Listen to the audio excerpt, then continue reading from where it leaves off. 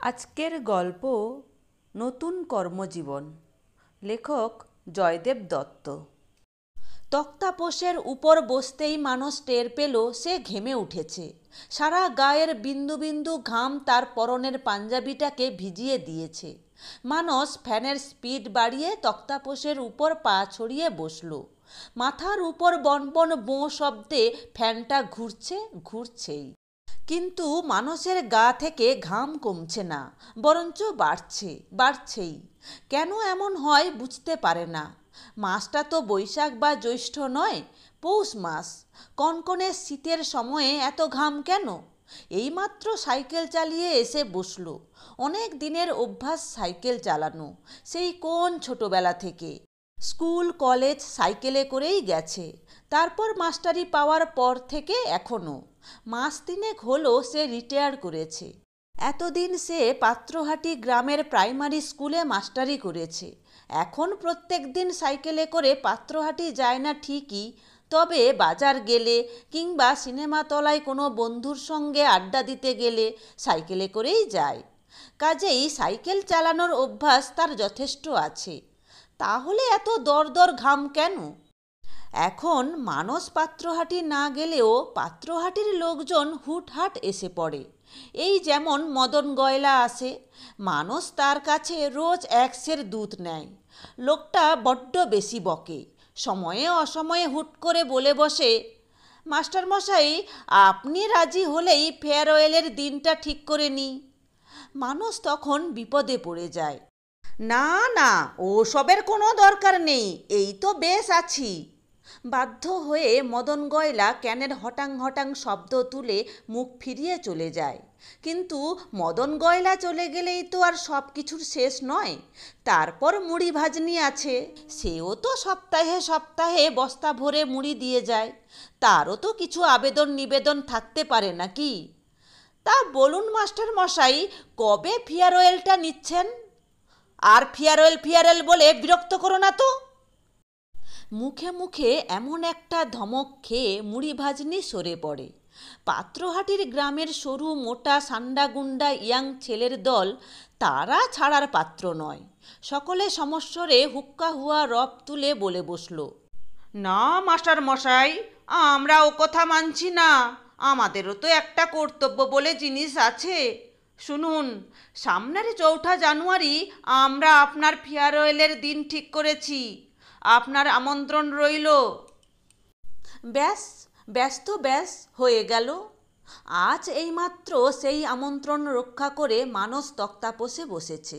আর বসতেই দরদর ঘাম। সহকারী পুরানো মাস্টারমশাইরা মানসের নামে একটা স্মারকলিপি লিখেছে। মানস সেটা সঙ্গে করে আনেনি, কেউ দিয়ে যাবে ক্ষণ।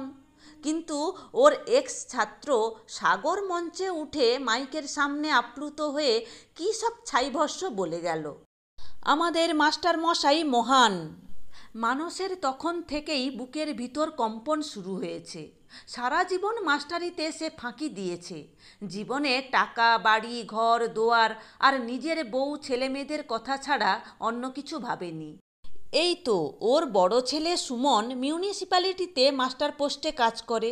কাজটার পাকা ব্যবস্থা হওয়ার কথা ছিল, কিন্তু অন্তিম সময়ে সরকারটা গেল বদলে। ফলে বিরোধীদের দলে সুমনকে কুঁচে হয়ে থাকতে হয়। সুমনের চিন্তায় মানুষের ঘুম কেড়ে নিয়েছে। এইভাবেই ঘুম আর জাগরণের মধ্য দিয়েই জীবনটা চলছে।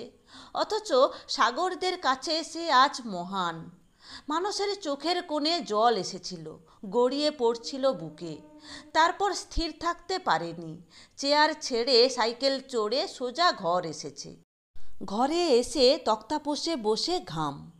ফ্যানের স্পিডটা শেষ জায়গায় এসে পৌঁছেছে, তবুও ঘামটা মরেনি। এ এক যন্ত্রণা। বুকের ভিতর কি যেন একটা হচ্ছে। কেন হচ্ছে কিছুতেই বুঝতে পারে না। বাধ্য হয়ে ফ্যানটা অফ করে দেয়। দরজা বেয়ে সূর্যের আলো ঘরের ভিতর। সূর্যটাও যেন গিলতে আসছে। দরজাটা বন্ধ করে দেয়। জানালা বেয়ে উত্তরের বাতাস আসছে। বাতাসটা যেন বিচুটি ফল। জানালাটা বন্ধ করে দেয়। ঘরের ভিতর ইলেকট্রিক বাতি তাপ ছাড়ছে।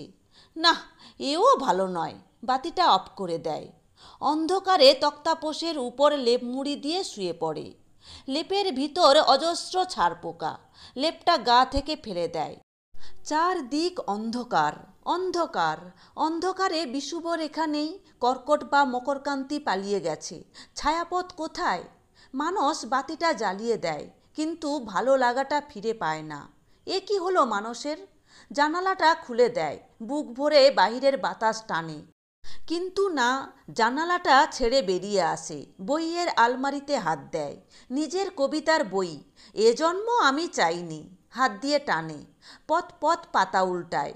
বিশ্রী লাগছে নিজেকে, কিচ্ছু ভালো লাগছে না। ভালো লাগা মনটা কে যেন চুরি করে নিয়ে গেছে। কোথায় পাওয়া যাবে তাকে? আচ্ছা, আজ সকালে গাছে জল দিতে বাগানে গিয়েছিল, সেখানে ফেলে আসেনি তো? মানস হুড়মুড়িয়ে দরজা খুলে বাগানে গেল। বাগানের চারপাশে নারকেল গাছ, গেটের দুপাশে সুপারি, উত্তরে একটা চিঁড়ে মুড়কির গাছ। খাতড়া বেড়ানোর সময় ওর মাস্তুতো দাদা পাথরের পাহাড় দেখার কথা বলেছিল। একটি মাত্র পাথর দিয়ে পাহাড়টা তৈরি, নাম সোনামণি পাহাড়। কুড়াল পাহাড়ি গ্রামে আছে সেটি। পাহাড় তো নয়, যেন উল্টানো একটা বড় গামলা। সেই গামলার উপর বসে গল্প হচ্ছিল 5-7 জনের। গামলাটা দিনকে দিন মাটির ভিতর ঢুকে যাচ্ছে। আগে এটা আরও অনেক উঁচু ছিল। গামলার নিচে এক পাশে আছে সোনামণি দেবী, তার নামেই পাহাড়টা। দেবী বড় জাগ্রত। আগে লোকে ভক্তি খাতির করত খুব, এখন লোকের তুচ্ছ তাচ্ছিল্য, তাই দেবী বিরক্ত। ফলত সোনামণির রাগে নিচের দিকে নেমে যাচ্ছে। আবার সময় হলেই পাতাল ফুঁড়ে বেরুবে একদিন। গামলার উপর বসে সোনামণির গল্প জমে উঠেছিল পুরোদমে।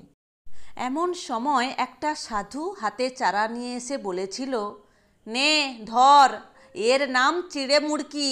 এ যে গাছটা দেখছিস, আগে ওর চিড়ে মুড়কি হতো। দেশ থেকে লোক আসতো সোনামণির কাছে, তারা সকলেই ওই গাছের চিড়ে মুড়কি খেত, আর চিড়ে মুড়কি ছিল সোনামণির একমাত্র ভোগ। নে ধর, ওরই ফসল নিয়ে ঘরে পালন করবি। সেই থেকে এই চিড়ে মুড়কির গাছটা বাগানে এনে পালন করেছে। মানস চিড়ে মুড়কি গাছটার কাছে গেল, বসল, কিন্তু ঘামটা মরল না। দরদর বেগে ঘাম নিচে চুঁয়ে পড়ছে। উফ, ঘামের কি গন্ধ! যেন শত সহস্র শতাব্দীর জমে থাকা উৎকট গন্ধময় ঘাম তার পুরু চামড়ার আস্তরণ ভেদ করে বার হতে চাইছে। ভালো লাগছে না, কিছুতেই ভালো লাগছে না। তার হারিয়ে যাওয়া বস্তুটা তো বাগানে নেই।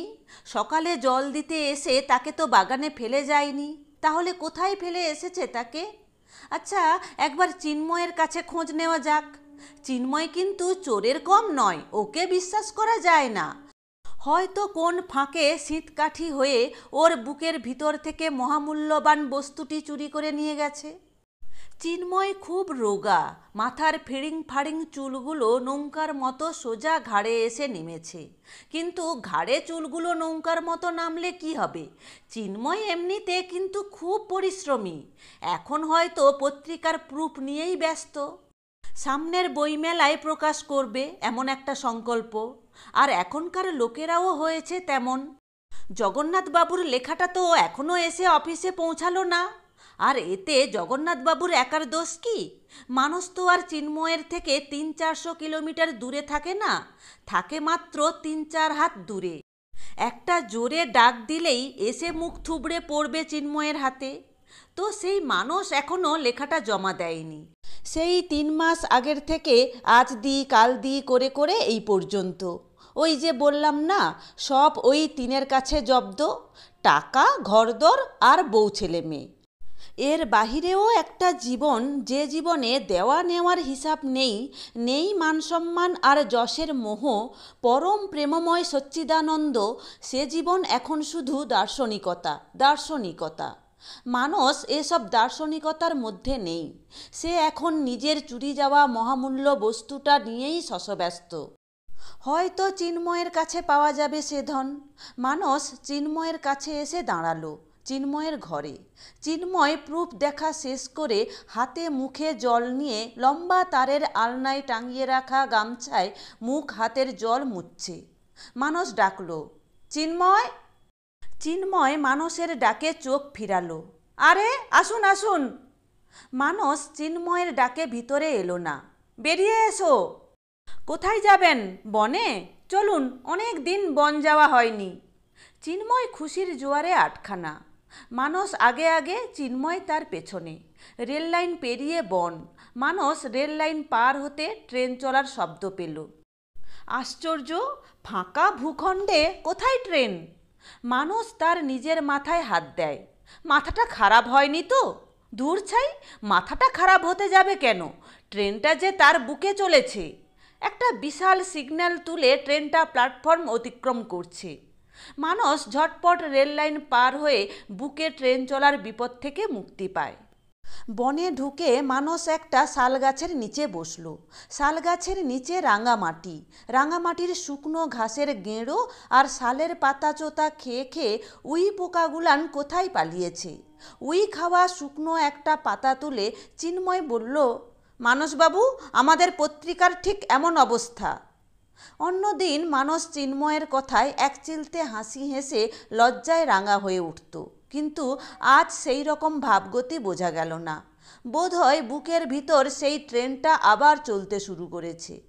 এমন সময় একটা পাখি গাছের উপর উঠতে গিয়ে পিচ করে হেগে দিল। হাগাটা এসে পড়ল মানসের হাঁটুর উপর ধুতিতে। চিন্ময় জিজ্ঞাসা করল, কি পাখি বলুন তো ওটা?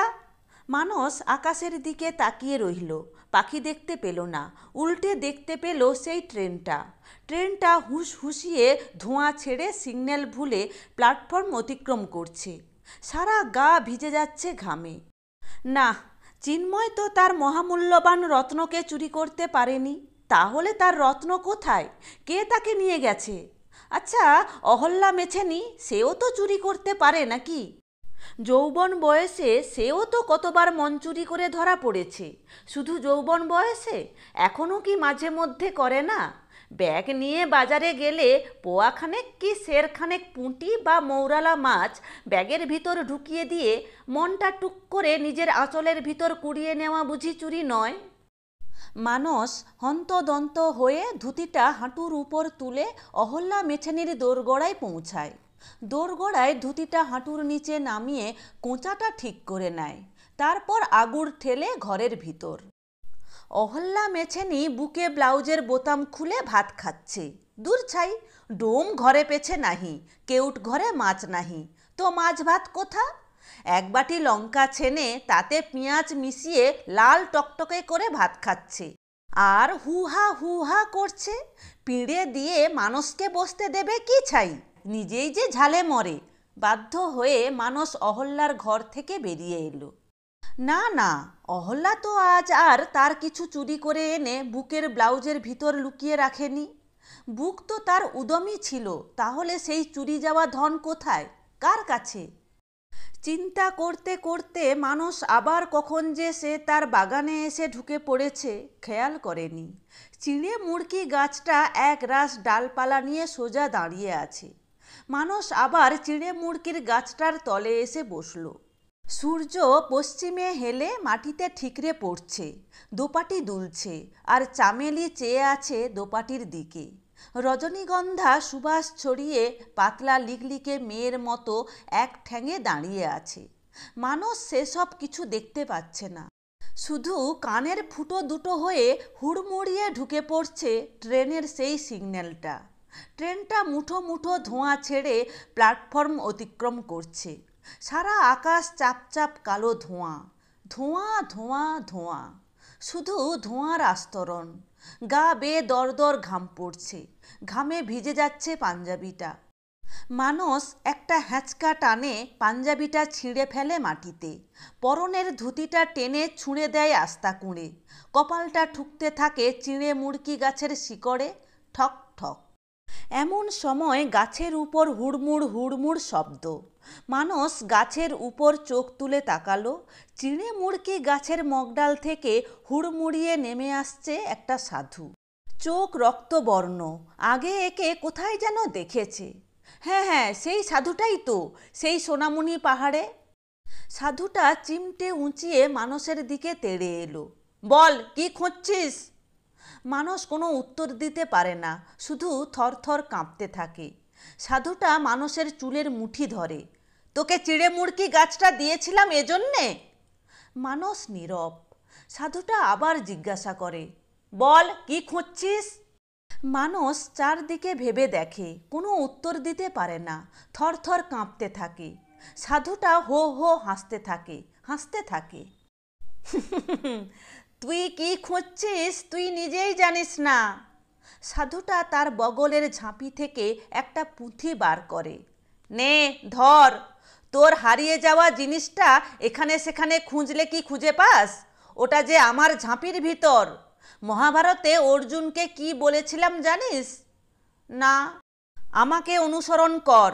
কেন জানিস? নিজেকে জানার জন্য। আর নিজেকে জানতে গেলে কি করতে হয় জানিস? না। নিজেকে ভালোবাসতে হয়। নিজেকে ভালোবাসতে গেলে কি করতে হয় জানিস? না। নিজের কর্মকে ভালোবাসতে হয়। নে ধর বইটা। আজ থেকে শুরু হোক তোর নতুন কর্মজীবন।